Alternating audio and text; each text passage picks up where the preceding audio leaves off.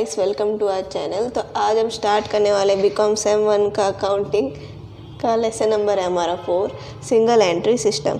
तो आज हम स्टार्ट करने वाले क्वेश्चन नंबर है हमारा 6, पेज नंबर है हमारा 426। तो ये मोस्ट इंपॉर्टेंट सम है हमारा। तो चलिए देखते क्या बोला गया है। Meet keeps his book on single entry system from the following details: prepare trading and profit and loss account for the year ending on 31st March 2013 and as a balance sheet on a date।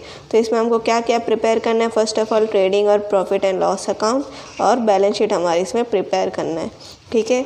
और इसके related हमको asset and liabilities related opening और closing balance the गई है, यानी 2012 हमारा opening balance और closing balance हमको दिया गया है जो कि है 2013। और जो भी ट्रांजेक्शन्स हमारे हुए हैं उस साल में हमको गिवन है, और हमको एडिशनल इन्फॉर्मेशन और एडजस्टमेंट भी हमको गिवन है, वो आगे हम अप्लाई करेंगे, ठीक है। तो इससे पहले हमको इसमें 4 अकाउंट जो होंगे वो मेन हमको प्रिपेयर करने हैं। ये सारे हमारे यूज़ होने वाले हमारे बैलेंस शीट, P&L और ट्रेडिंग में, ठीक है। तो सबसे फर्स्ट हमारा अकाउंट बनेगा इसमें हमारा बिल्स रिसीवेबल का, फिर डेटर्स, बिल्स पेएबल और क्रेडिटर्स, क्योंकि हमको इसके रिलेटेड ट्रांजैक्शंस दिए गए हैं, ठीक है।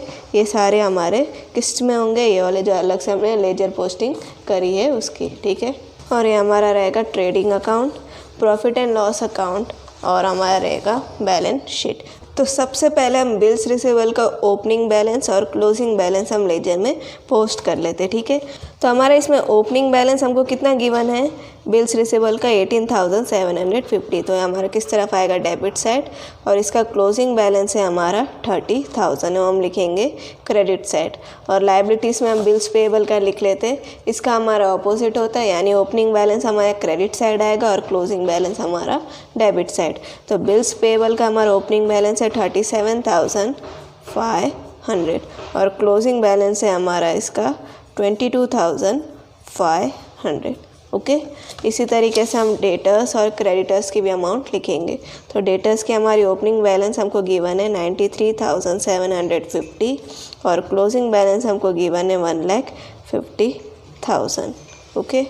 फिर क्रेडिटर्स का हमारा ओपनिंग बैलेंस है 75,000 और इसकी क्लोजिंग बैलेंस भी हमारी कितनी है? 75,000, ओके। और इसके रिलेटेड हमको अभी ट्रांजैक्शंस दिए गए हैं, वो अभी हम सॉल्व करना स्टार्ट करेंगे। तो सबसे पहले हम देखेंगे फर्स्ट ट्रांजैक्शन हमारा कौन सा है? कैश सेल, कैश परचेस, उसकी हम बाद में करेंगे। उससे पहले हम देखेंगे कैश पेड टू क्रेडिटर्स, यानी पैसा दिया गया है, क्रेडिटर्स को पे किया गया है, कितना है? जो कि 1,50,000। तो वो हमारे किस में आएगी? क्रेडिटर्स के अकाउंट में, डेबिट साइड में। और उसके हम क्या लिखेंगे? To cash paid to creditors, उसकी अमाउंट है हमारी 1,50,000। हम ये पैसा उसको पे कर रहे हैं, कितना? 1,50,000। फिर नेक्स्ट है हमारा कैश रिसीव फ्रॉम डेटर्स, यानी कैश रिसीव्ड हुआ है डेटर्स से, जो कि अमाउंट हमारी कितनी है? 1,68,750। तो उसकी अमाउंट हमारे किस में आएगी? डेटर्स के अकाउंट में, क्रेडिट साइड में, और लिखेंगे उसकी अमाउंट है 1,68,750, ओके। नेक्स्ट हम देखेंगे क्या दिया गया है। Cash received from bills receivable, मतलब कैश रिसीव्ड हुआ है बिल्स रिसीवेबल से, कितना? 15,000। इसकी एंट्री भी हमारे किस तरफ आएगी? क्रेडिट साइड में, बिल्स रिसीवेबल के अकाउंट में, जो कि कितनी हमारी? 15,000।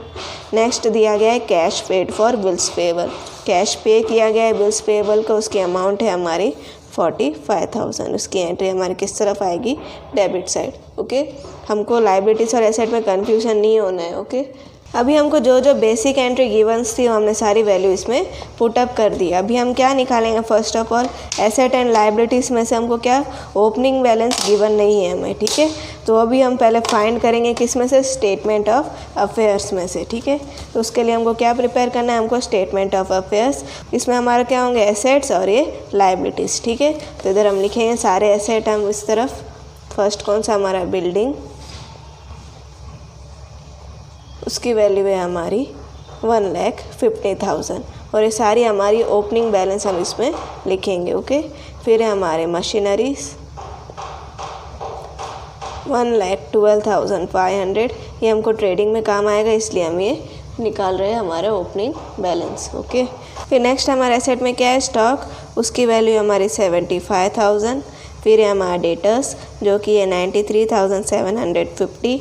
फिर है हमारा बिल्स रिसीवेबल 18,750, कैश बैलेंस है हमारा 37,500, फिर है प्रीपेड इंश्योरेंस भी हमारा एसेट साइड आएगा 7,500 और बाकी हमारी क्रेडिटर्स के अमाउंट हम लिख देते हैं जो कि है 75,000, फिर बिल्स पेबल है 37,500 और अनपेड सैलरी यानी आउटस्टैंडिंग सैलरी हमारी 7,500।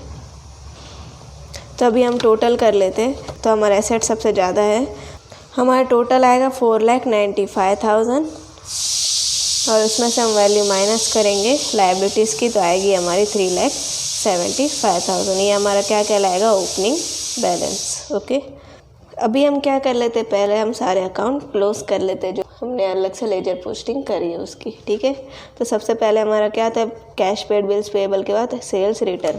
तो सेल्स रिटर्न हम किस में से करते हैं, हम डेटर्स में से। ठीक है, तो डेटर्स में से करते हैं तो ये हमारी किस तरफ आएगी, इसकी entry credit side by sales return. उसकी अमाउंट है हमारी 18,750। उसके बाद हमको क्या गिवन है, परचेस रिटर्न। तो परचेस रिटर्न हम किस में से करते हैं, हम क्रेडिटर्स में से। ठीक है, तो इसकी एंट्री आएगी क्रेडिटर्स अकाउंट में debit side to purchase return. उसकी अमाउंट है हमारी 7,500। नेक्स्ट हमको क्या गिवन है, डिस्काउंट अलाउड। तो डिस्काउंट अलाउड की एंट्री हम किस में करेंगे, डेटर्स के अकाउंट में क्रेडिट साइड। डिस्काउंट हमने अलाउड किया अपने कस्टमर्स को, तो कितने का है वो हमारा 3,750, तो आएगी हमारी क्रेडिट साइड। ओके, फिर नेक्स्ट है हमारा डिस्काउंट रिसीव्ड, यानी पैसा आया है हमारा, डिस्काउंट रिसीव्ड हुआ है, वो हम किस तरफ लिखेंगे, क्रेडिटर्स के अकाउंट में debit side to discount received. ठीक है, ये हम रिसीव्ड हो रहा है तो ये क्रेडिटर्स के अकाउंट में आएगा और अलाउ किया है तो हम डेटर्स में से करेंगे। ठीक है, तो डिस्काउंट रिसीव्ड है हमारा 7,500। फिर हमारा बैड डेट रिटर्न्स दिया गया है जो कि कितना है, 7,500। तो उसकी एंट्री हम किस तरफ करते हैं, डेटर्स अकाउंट में, और आएगी हमारी क्रेडिट साइड, क्योंकि बैड डेट रिटर्न्स क्या हुआ है हमारा, राइट ऑफ 7,500। तो ये हम लिखेंगे क्रेडिट साइड में बाय बैड डेट रिटर्न। अभी हमारी सारी एंट्री ट्रांजैक्शन जो है हमने वैल्यू पुटअप कर लिया है। अभी हम इसकी अकाउंट क्लोज कर लेते हैं। सबसे पहले बिल्स रिसीवेबल क्लोज करेंगे, उसकी एंट्री कहाँ आएगी, हमारी डेटर्स में, यानी जो हमारा बैलेंस रहेगा बाकी वो हम डेटर्स अकाउंट में ट्रांसफ़र करेंगे। एज सेम बिल्स पेएबल का जो अमाउंट बैलेंस होगा वो हम क्रेडिटर्स में ट्रांसफ़र करेंगे। ठीक है, तो सबसे पहले हम बिल्स रिसीवेबल को क्लोज करते, तो 15,000 प्लस 30,000 करेंगे तो हमारा क्लोजिंग है हमारा इसका 45,000। इसमें से हम माइनस करेंगे हमारा ओपनिंग बैलेंस, तो इसका आएगा 26,250। तो ये अमाउंट हमारी ट्रांसफ़र होगी डेटर्स अकाउंट में। ठीक है, कितनी है, 26,250। तो इसकी एंट्री हम लिखेंगे डेटर्स अकाउंट में क्रेडिट साइड बाय, कहाँ से आ रहा है ये हमारा अमाउंट, बिल्स रिसीवेबल से, तो इधर हम लिखेंगे बाय बिल्स रिसीवेबल जो कि है 26,250। ओके, तो डेटर्स का भी हमारा हो चुका है, तो इसकी भी अमाउंट हम क्या कर लेते हैं, क्लोज। तो सबसे पहले हम करेंगे क्रेडिट साइड का टोटल, तो इसका टोटल हमारा कितना आएगा, 3,75,000। इसकी अमाउंट हम कर लेते हैं क्लोज। तो हमारा बैलेंस कितना आ रहा है, 2,81,250। ये हमारी अमाउंट क्या कहलाएगी, टू क्रेडिट सेल। ओके, तो आगे हम अकाउंट में ट्रांसफ़र करेंगे तब इसकी यूज़ होने वाली है। नेक्स्ट हम कर लेते हैं बिल्स पेएबल का क्लोज। तो यह आएगा हमारा डेबिट साइड ज़्यादा है हमारा 45,000 प्लस 22,500, तो आएगा 67,500। इसमें से हम ओपनिंग बैलेंस माइनस करेंगे तो इसका आएगा बैलेंस 30,000। तो यह अमाउंट हमारी क्या होगी, ट्रांसफ़र क्रेडिटर्स के अकाउंट में, तो इधर हम लिखेंगे बाय क्रेडिटर्स अकाउंट। कितना है हमारा 30,000। इस तरफ हमारा क्रेडिट है तो इसकी एंट्री हमारी ऑपोजिट होगी, क्रेडिटर्स अकाउंट में डेबिट साइड में टू, ये आया कहाँ से, हमारा बिल्स पेएबल से, तो इधर हम लिखेंगे टू बिल्स पेएबल 30,000। ओके, तो इसके अमाउंट भी हम कर लेते हैं क्लोज। तो इसका टोटल आएगा हमारा 2,70,000 और इसकी बैलेंस बचेगी वो होगी हमारी 1,95,000। तो ये हमारी यहाँ अमाउंट आएगी क्रेडिट परचेस की। क्रेडिटर्स में हमारा क्रेडिट परचेस होता है और डेटर्स में हमारा क्रेडिट सेल होता है। ओके, तो ये 4 अकाउंट क्या हो चुके हैं हमारे क्लोज। अभी हम बनाएंगे हमारा ट्रेडिंग अकाउंट, P&L अकाउंट और बैलेंस शीट।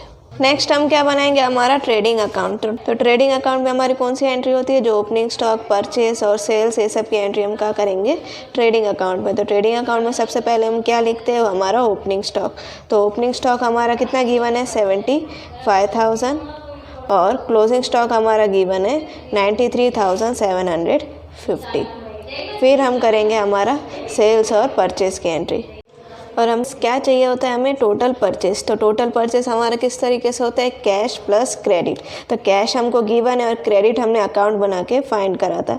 कैश परचेस हमें कितना गिवन है 56,250। ओके, क्रेडिट परचेस जो कि हमने फाइंड करा था, जो कि हमारा कितना आया था, क्रेडिट परचेस 1,95,000। तो दोनों को प्लस करेंगे तो हमारा क्या आएगा, टोटल परचेस। तो दोनों के अमाउंट हम ऐड कर लेते हैं। तो हमारा आएगा 2,51,250। इसमें से हम माइनस क्या करते हैं, हमारा परचेस रिटर्न। तो परचेस रिटर्न तो हमको वैल्यू गिवन है, जो कि कितनी है, परचेस रिटर्न की अमाउंट हमारी है 7,500। तो इसमें से हम क्या करेंगे, माइनस करेंगे। तो हमारी अमाउंट आएगी 2,43,750। तो इसकी अमाउंट हम बाहर लिखेंगे 2,43,750। ओके, परचेस रिटर्न का यहाँ पे ख़त्म हो चुका। नेक्स्ट हम क्या देखेंगे, हमारा सेल्स का। तो सेल्स भी हमें टोटल चाहिए। तो पहले हमने क्रेडिट सेल फाइंड कर रखी है, जो अकाउंट बना के हमारा कितना आया था, क्रेडिट सेल 2,81,250 और कैश सेल्स की हमको वैल्यू गिवन है, जो कि है 1,12,500। तो इन दोनों की अमाउंट टोटल करेंगे तो हमारा आएगा 3,93,750। और उसमें से हम माइनस क्या करते हैं, हमारा सेल्स रिटर्न। तो सेल्स रिटर्न हमारा गिवन है 18,750। तो इसमें से हम माइनस करेंगे 18,750। तो ये आएगा 3,75,000। ओके, अभी हम देखेंगे क्रेडिट साइड की अमाउंट हमारी आ रही है 4,68,750। तो डेबिट साइड की अमाउंट हम माइनस कर लेते हैं। तो इसका आएगा हमारा 1,50,000। तो ये हमारा क्या कहलाएगा, ग्रॉस प्रॉफिट। तो ग्रॉस प्रॉफिट की अमाउंट हम ट्रांसफ़र करते हैं हमारे प्रॉफिट एंड लॉस अकाउंट में। तो इसको हम ट्रांसफ़र करेंगे हमारे profit and loss account by gross profit transfer from trading account. ठीक है, तो इधर आप पूरा लिखिएगा, क्या आएगा हमारा 1,50,000। तो अभी हमारे सारे एक्सपेंसेस हम प्रॉफिट एंड लॉस अकाउंट में डेबिट साइड लिखते हैं और इनकम सारी क्रेडिट साइड। तो अभी हम स्टार्ट करेंगे लिखना एक्सपेंसेस सारे। अभी हम देखेंगे P&L अकाउंट में जो भी सारे एक्सपेंसेस है वो हम कर लेते हैं।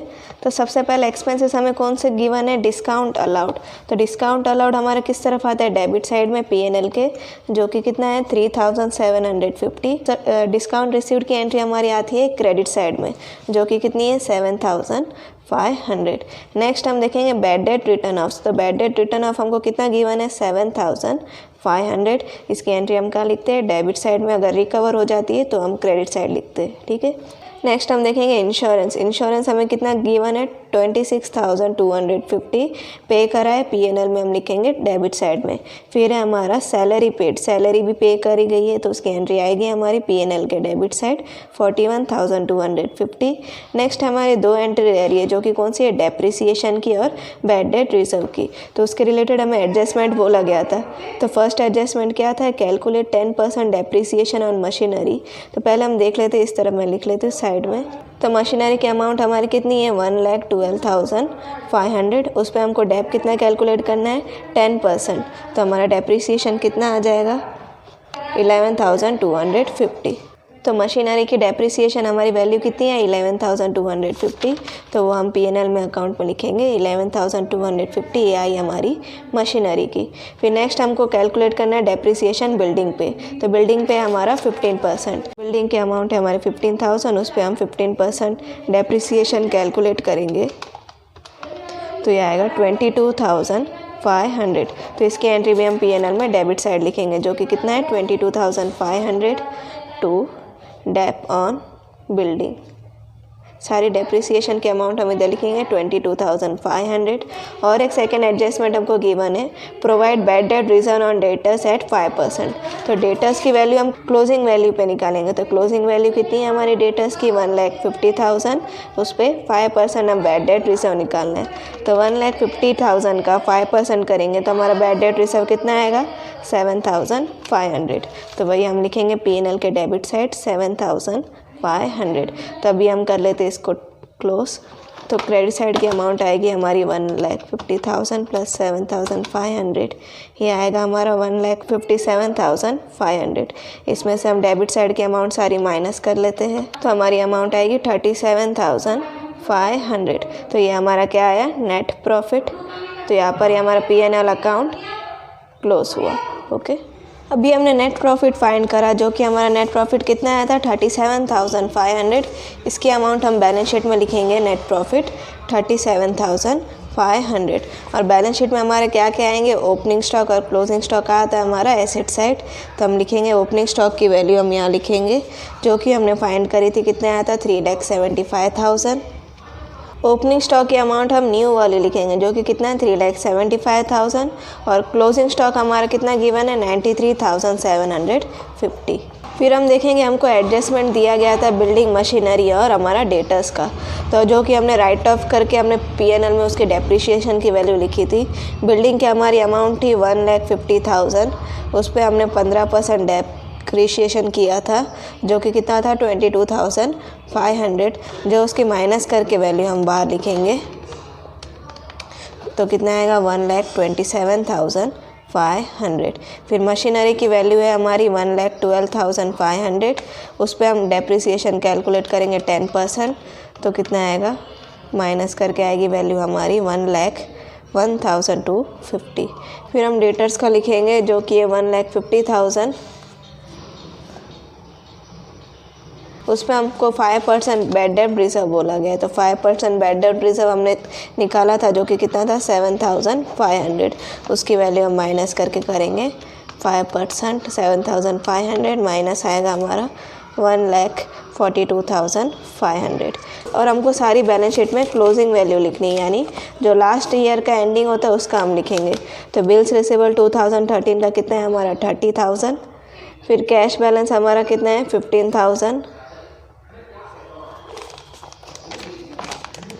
नीचे देखेंगे हमें क्या दिया गया, एसेट साइड आएगा हमारा प्रीपेड इंश्योरेंस, जो कि कितना है 3,750। लायबिलिटीज़ में हम देखेंगे तो हमारा कौन सा आएगा, कैश बैलेंस हमारा एसेट हो चुका है। क्रेडिटर्स आएगा हमारा क्लोजिंग बैलेंस है उसका 75,000। ओके, फिर नेक्स्ट हम देखेंगे बिल्स पेएबल की क्लोजिंग बैलेंस है हमारी 22,500। फिर आएगा हमारा अनपेड सैलरी, उसकी क्लोजिंग वैल्यू है 3,750। तो ये सारी अमाउंट हमारी हो चुकी है। अभी हम इसको टैली कर लेते हैं। तो बैलेंस शीट हम क्लोज करेंगे तो इसकी अमाउंट आएगी 5,13,750। तो यहाँ पर ये हमारा सम कंप्लीट हुआ। अगर इसके रिलेटेड आपको कोई भी डाउट हो तो आप कमेंट सेक्शन में पूछ सकते हो।